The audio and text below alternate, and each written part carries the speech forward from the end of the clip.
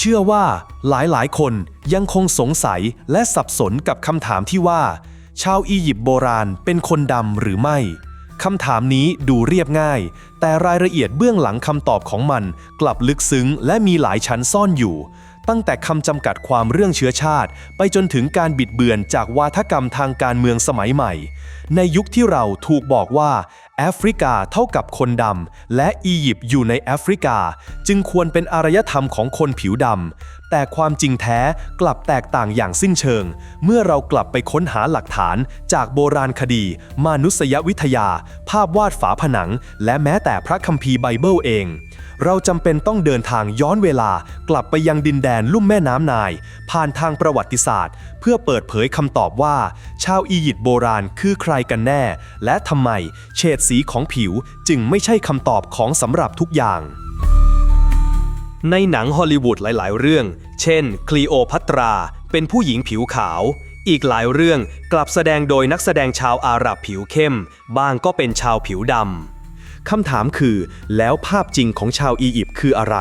เราไม่ได้มีแค่จินตนาการแต่เรามีหลักฐานทางศิลปะภาพวาดฝาผนังในสุสานยุคราชวงศ์ใหม่แสดงให้เห็นชัดเจนว่าชาวอียิปต์เพศชายมักวาดด้วยสีแดงเข้มผู้หญิงด้วยสีเหลืองทองซึ่งสะท้อนถึงผิวคล้ำแดดและผิวในร่มเงาตามเพศและชนชั้นในขณะที่ชาวนูเบียนหรือทาสผิวดำถูกวาดด้วยสีดำเข้มปากหนาจมูกกว้างอย่างจงใจไม่เพียงเท่านั้นนักประวัติศาสตร์ชาวกรีกโรมันเช่นฮีโรโดตุสและดิโอดารัสก็ระบุว่าชาวอียิปต์มีผิวคล้ำเล็กน้อยผมหยักโศกหรือตรงแต่ไม่ใช่นิโกรและมีความแตกต่างชัดเจนกับชาวแอฟริกันตอนใต้การบอกว่าอียิปต์อยู่ในแอฟริกาจึงเป็นของคนดำเป็นความเข้าใจผิดอย่างลึกซึ้งแอฟริกาในยุคโบราณมีความหลากหลายอย่างมากโดยทั่วไปแล้วชาวอียิปต์ทางตอนเหนือหรืออียิปต์ล่างอาจมีลักษณะพันธุกรรมใกล้เคียงกับประชากรในภูมิภาคเลวานหรือตะวันออกกลางและยุโรปมากกว่าในขณะที่ชาวอียิปต์ทางตอนใต้หรืออียิปต์บนซึ่งอยู่ใกล้กับนูเบียซึ่งปัจจุบันคือส่วนหนึ่งของซูดานมีแนวโน้มที่จะมีลักษณะพันธุกรรมที่เชื่อมโยงกับประชากรแอฟริกาในแถบนั้นมากกว่าตอนเหนือของแอฟริกาตั้งแต่ลิเบียอียิปต์ไปจนถึงโมร็อกโกเป็นถิ่นฐานของกลุ่มคอเคซอยหรือเมดิเตอร์เรเนียนผิวคล้ำที่มีผิวสีมะกอกผมหยักโศกไม่ใช่ชาวนิโกรผิวดำอย่างที่เข้าใจกันในยุคสมัยใหม่ในขณะที่ชาวคูชและนูเบียนซึ่งเป็นชนพื้นเมืองแอฟริกาตอนใต้มีลักษณะพร็อกนาทัสหรือกรามยื่นผมหยิกแน่นและถูกระบุอย่างชัดเจนว่าเป็นทาสหรือนักรบรับจ้างในภาพวาดและจารึกต่างๆคำว่าแอฟริกันจึงเป็นเพียงพิกัดทางภูมิศาสตร์ไม่ใช่คำจำกัดความทางเชื้อชาติการศึกษาด้านมนุษยวิทยาและพันธุกรรมยืนยันตรงกันว่าโครงสร้างกะโหลกของชาวอียิปต์โบราณส่วนใหญ่เข้าข่ายโดลิโคเซฟาลิกหรือศีรษะยาวซึ่งเป็นลักษณะของเผ่าคอเคซอยมากกว่าจะเป็นโครงสร้างบราคีเซฟาลิกแบบนิโกรเมื่อเทียบกับมัมมี่จากราชวงศ์ที่ 18 ถึง 21 เช่นรามเสสที่ 2 หรือเซติที่ 1 ก็พบว่าลักษณะทางกายภาพเช่นจมูกโด่งผมหลอนใหญ่และโครงหน้าคมต่างจากชาวนูเบียนที่ถูกฝังในพื้นที่ตอนใต้ของอียิปต์ชัดเจนนอกจากนี้การตรวจ DNA ของมัมมี่หลายร้อยร่างยืนยันว่าชาวอียิปต์โบราณมีความใกล้ชิดกับชาวตะวันออกกลางและยุโรปใต้มากกว่าชาวแอฟริกันตอนล่าง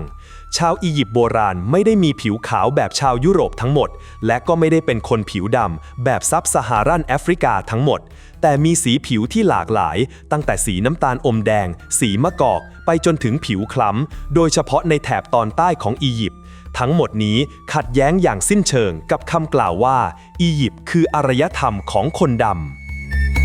ำในปฐมกาลบทที่ 10พระคัมภีร์ได้จำแนกเชื้อชาติของมนุษย์ออกเป็น3สายหลักยาเฟตคือชนชาติตอนเหนือเช่นกรีกเมเดียลิเบียเชมคือเซมิติกเช่นฮีบรูอาหรับอัสซีเรียนฮามคืออียิปต์คูชลิเบียและคานาอันนักประวัติศาสตร์เน้นย้ำ การจัดจำแนกของพระคัมภีร์ไม่ได้เป็นเชื้อสายทางพันธุกรรมแต่เป็นการจำแนกทางภูมิศาสตร์ชาวคานาอันกับชาวฮิตไทอาจไม่ได้มีบรรพบุรุษเดียวกันแต่เพราะอาศัยอยู่ในพื้นที่เดียวกันจึงถูกจัดเป็นลูกของคานาอันเช่นเดียวกับที่เมืองต่างๆถูกเรียกว่าบุตรของแผ่นดินนั้นการแปลความว่าลูกของฮามเท่ากับนิโกรจึงไม่แม่นยำและขาดบริบททางโบราณคดีโลกตะวันออกกลางในยุคโบราณเป็นจุดบรรจบของเผ่าพันธุ์จากทุกทิศ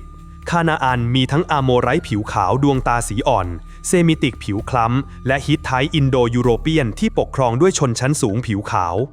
นักโบราณคดีพบว่ามีกลุ่มชาวคานาอันผมทองตาฟ้าที่เชื่อมโยงกับลิเบียนฝั่งตะวันตกและชนเผ่าจากยุโรปใต้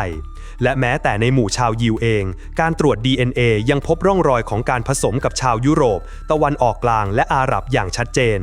กล่าวได้ว่าอิสราเอลในพระคัมภีร์คือชนเผ่าที่เกิดจากการผสมหลอมรวมสายเลือดหลายเชื้อชาติและนี่เองที่ทำให้ประวัติศาสตร์ของดินแดนศักดิ์สิทธิ์เต็มไปด้วยความปั่นป่วนแล้วชาวเซมิติกยิวอาหรับอัสซีเรียนคือใครกันแน่คำว่าเซมิติกมาจากชื่อบุตรของโนอาห์คือเชมในพระคัมภีร์โดยครอบคลุมเผ่าพันธุ์ที่ใช้ภาษาเช่นฮีบรูอาราเมอิกอาหรับอัสซีเรียนฟินิเซียนและเกอร์ออสภาษาของเอธิโอเปียจากหลักฐานโบราณคดีพบว่าชาวเซมิติกมีจุดกำเนิดในคาบสมุทรอาระเบียพวกเขามีลักษณะเป็นเผ่าเร่ร่อนที่เลี้ยงสัตว์มีผิวคล้ำผมหยักศกจมูกคมบางสำนักเรียกพวกเขาว่า Dark Whites กลุ่มคอคาซอยผิวเข้มที่อยู่ระหว่างยุโรปใต้กับอาหรับ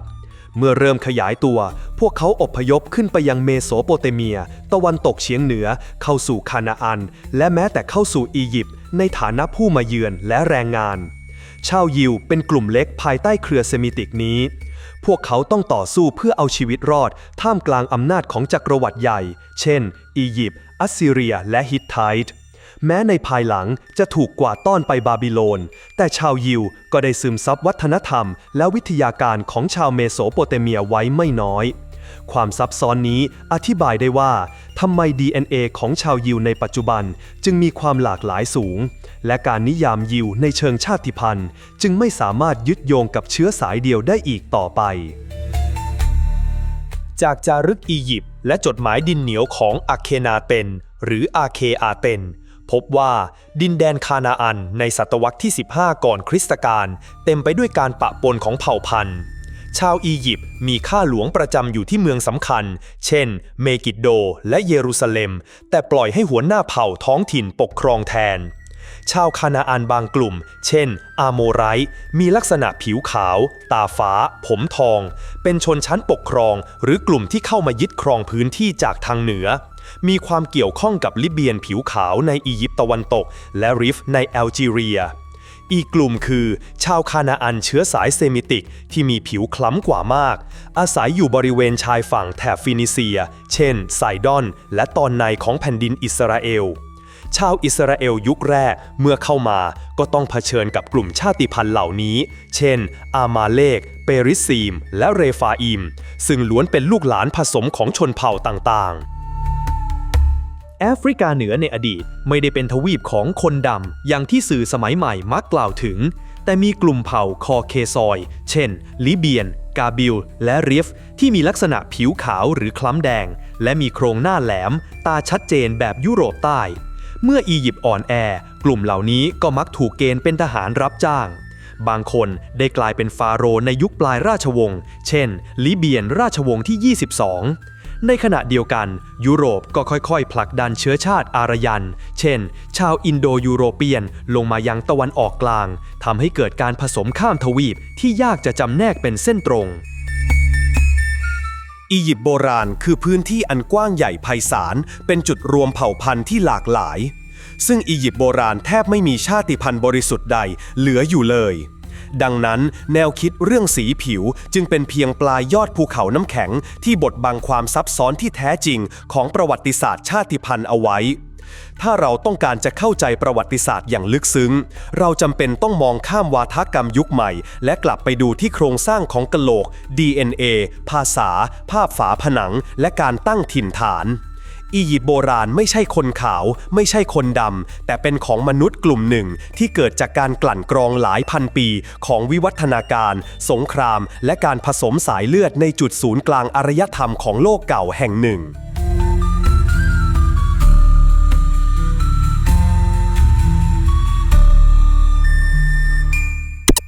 โปรดอย่าลืมกดติดตาม กดไลค์ กดแชร์ กดกระดิ่งเตือน เพื่อไม่ให้พลาดคลิปดีๆจากฮิสโตโซนครับ